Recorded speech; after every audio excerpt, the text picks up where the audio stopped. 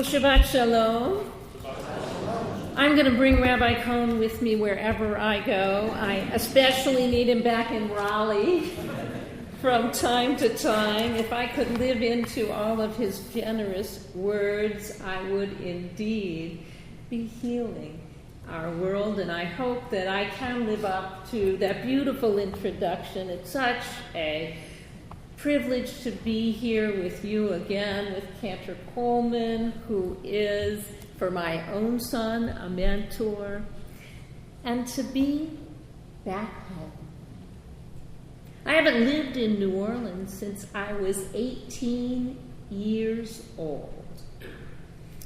I won't admit how many years that's been, but suffice it to say it was well before Rabbi Cohn took over the helm of Temple Sinai.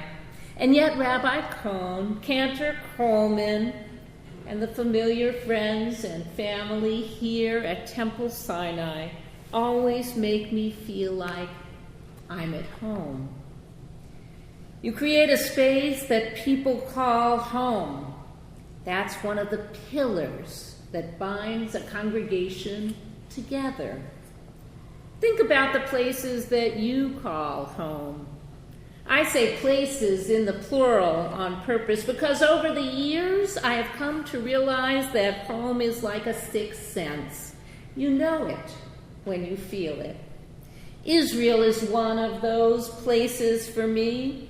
I lived in Jerusalem for my first year of rabbinic school. I jogged by Prime Minister Begin, Zichron Livracha, by his house on my way to class, and more than once I waved to him as his driver was pulling out of the driveway, with him in the back and the windows down in his Buick, taking him to work. I lived in the shadow of Independence Park between the Knesset and Hebrew University. In the winter, we had heat for a few hours each night in our building, but all of our classmates thought we lived in luxury because we had a washing machine. I have had many occasions to travel back to Israel with groups and on study missions, and every time I arrive in Jerusalem, my heart fills with that sense that I am home. These last few weeks, my heart has been heavy as we have watched helplessly as Israeli and Palestinian youth have been brutally murdered, evolving in this last week particularly into what we know is full warfare. When I pray for the peace of Jerusalem, I pray for my dear friends who live in Eretz Yisrael. I pray for those I know who are traveling to Israel now. I pray for my people, our people, the Jewish people, and I pray for the Palestinians, that all of us will soon know peace. In here, in my heart, I pray for my home, my Jerusalem home. Nevertheless, my very first home was here in New Orleans, on Crystal Street in Lakeshore, the Pink House. To this day, I have not encountered another home quite like it, with its white bricks and pink mortar. The Pink House, where my brothers and I shared one bedroom until I got kicked out because I was the girl. The Pink House, where I lived through my first hurricane, where my friends and I would ride our bicycles up to TG&Y to buy 10-cent candy, where the carousel on a truck came for my birthday party.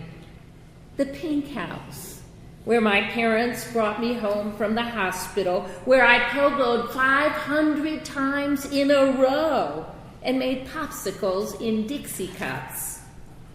The Pink House, where my parents assured me I was indeed as Jewish can be, after a neighborhood child told me that I wasn't really Jewish because I wasn't Orthodox like her. Riding by that Pink House on Crystal Street, I still feel that pang that I'm home. And there was my second childhood house on Jade Street that Katrina took. After cleaning out that mess with my parents, I wondered if I could ever have a place in New Orleans to call home again. My parents found a new home, probably even better than their old house for them. But could that dwelling feel like home for me? Now, I know I'm not the only one who worried about whether the new normal would ever feel like home. I know that the solace that most of you experienced in New Orleans after Katrina uprooted you and your home in a way that makes the minor adjustments to new normal for me seem like a mere nuisance. But feeling like you have a home, whatever you call home, is critical for having healthy kishkas. In this week's Parsha, we are introduced to the daughters of Zelophehad, who understood this on a level that teaches transformational lessons on the importance of home. We know more about these 5 women in the Torah than almost all the other women put together. Milcha, Noah, Tirzah, Machlah, and Haglah, Zelophehad's daughters, are unique in the very fact that they are named, while so many women in the Torah only have their father's or their husband's name. The 5 approach Moses to stake their claim for their father's land. Since their father had no sons, his land would go to his nephews, and his daughters would have no claim on the land assigned to their father.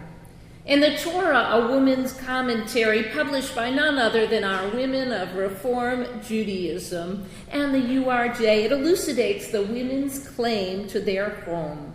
Milcha, Noah, Tirzah, Machlah, and Haglah not only step out from the tent of the women to the tent of the priests before the Holy of Holies, but they also speak with determination.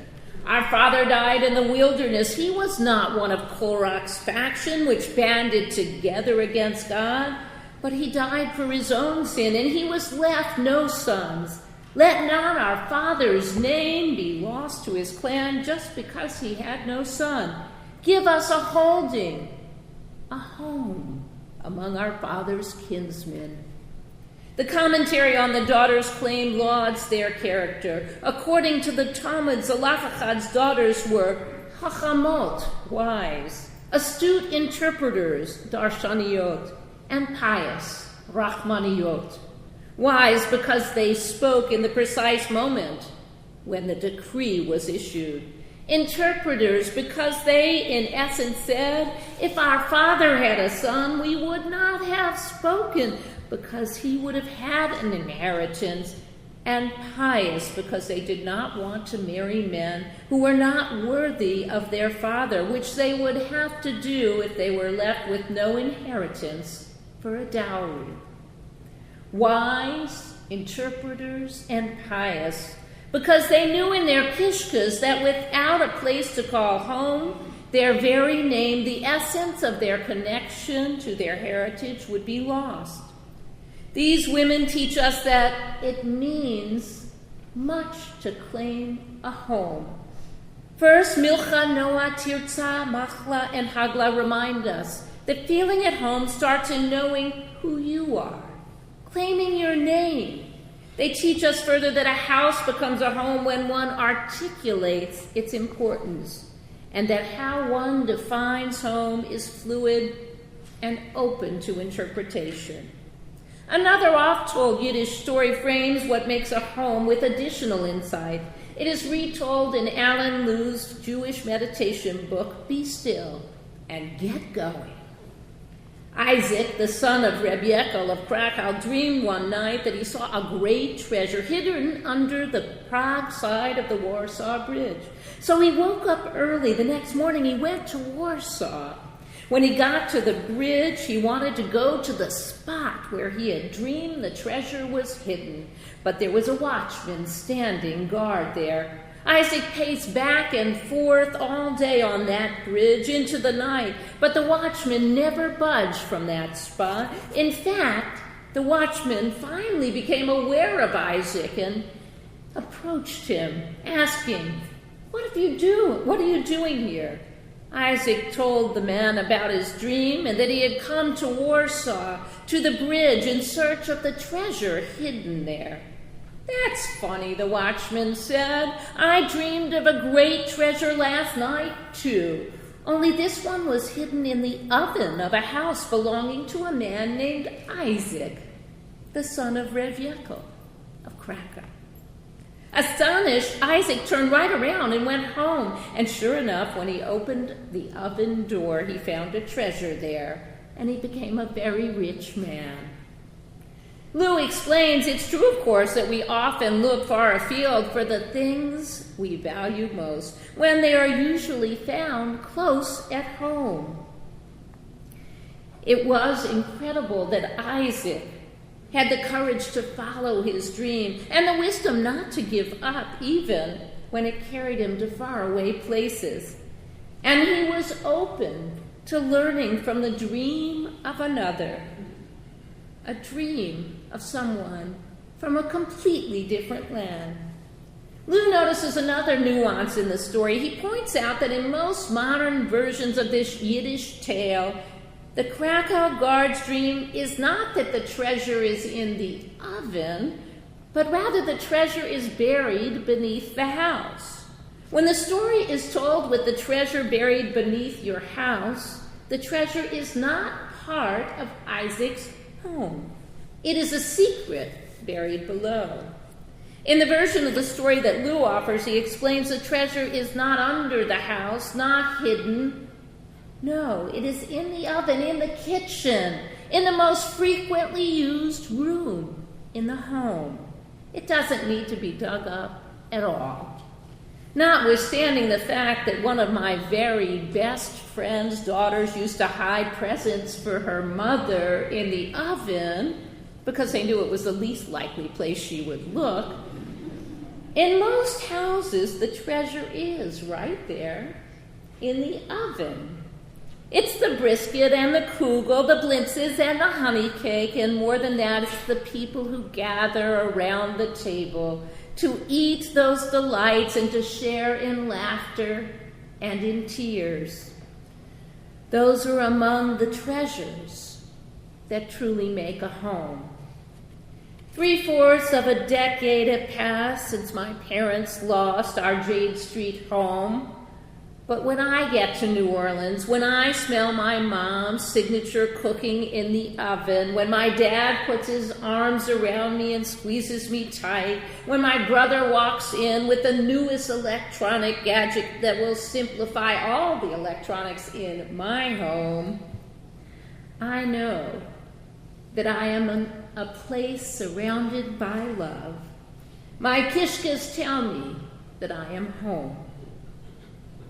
And you, my friends, you can go home too.